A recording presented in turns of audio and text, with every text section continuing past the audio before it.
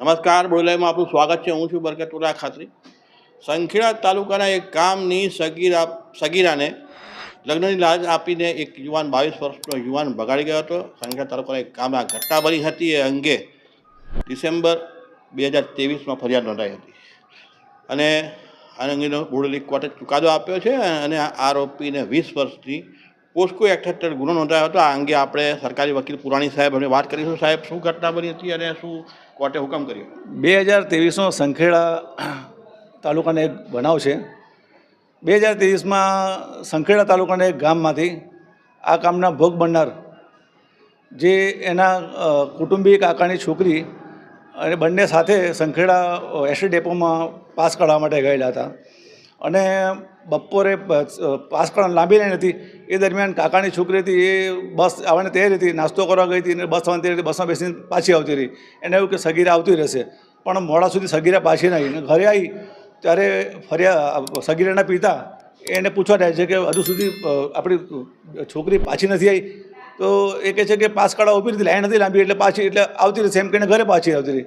પછી એના પિતા આસપાસમાં તપાસ કરે છે, પણ ભોગ બનનાર સાંજ સુધી મોડે સુધી પાછી નથી આવતી. પછી તપાસ કરતાં જાણવા મળેલ છે કે નજીકના ફળિયામાં રહેતો આ કામના આરોપી જયેશ બકુર એને ભગાડી ગયેલ છે એવું. અને પછી એ બાબતે એના ઘરે જઈને પૂછપરછ કરતાં પાકી ખાતરી થાય છે અને એ બાબતે પછી સંખેડા પોલીસ સ્ટેશનમાં આરોપી સામે ગુનો નોંધવામાં આવે છે. આરોપીનું સાહેબ નામ તો બોલી શકાશે ને?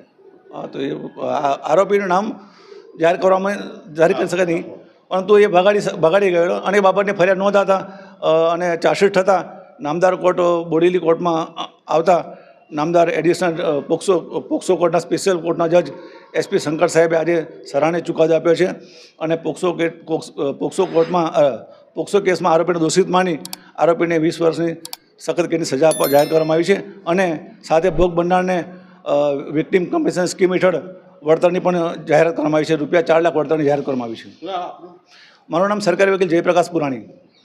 થેન્ક યુ પુરાણી સાહેબ. આપણે વાત સાંભળી કે આરોપીને 20 વર્ષની સજા કરવામાં આવી છે અને વિક્ટિમ કમ્પન્સેશન એક્ટ પ્રમાણે ₹4 લાખ વળતર પણ સરકાર તરફથી આપવા માટેની વાત કહેવામાં આવી છે. આપણે જે ચુકાદો આવ્યો છે અને પોલીસથી લઈ કોર્ટ સુધીના તમામ ચક્રો ગતિમાન થયા અને આરોપી છે કે નાની જે 18 વર્ષથી નાની બાળકી સાથેનો જે આ પ્રકારનો અત્યાચાર દુરાચાર કહેવાય અને એમાં કોઈપણ પ્રકારે તમે એને સ્પર્શ કર્યો હોય અથવા છોકરીના પિતા એમ કહી દે કે વાલી કહે કે ભાઈ આની સાથે આ કામ કરવામાં આવ્યું છે તો પણ એની પર આ પ્રકારનો પોસ્કો એક્ટ નાખતો હોય. આ કેસમાં વિક્ટિમની ઉંમર માત્ર 15 વર્ષની હતી, 15 વર્ષ 9 માસની હતી અને પોક્સો એક્ટની સેક્શન 2D હેઠળ ચાઇલ્ડમાં ડેફિનેશનમાં આવતી હોય એટલે ગંભીર પ્રકારનો ગુનો ગણાતો હોય.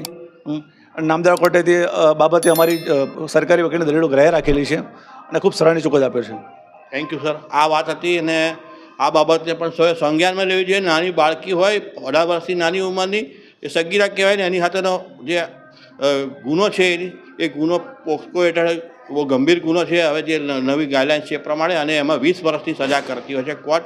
આપણે તમામ જે યુવાનો છે કે આ પ્રકારના જે ગુનાઓ થતા હોય તેથી બચવું જોઈએ અને સમાજને પણ આપણે સાફ સુથરો સમાજ પૂરો પાડવા માટેના તમામ પ્રયાસ કરવો. Thank you.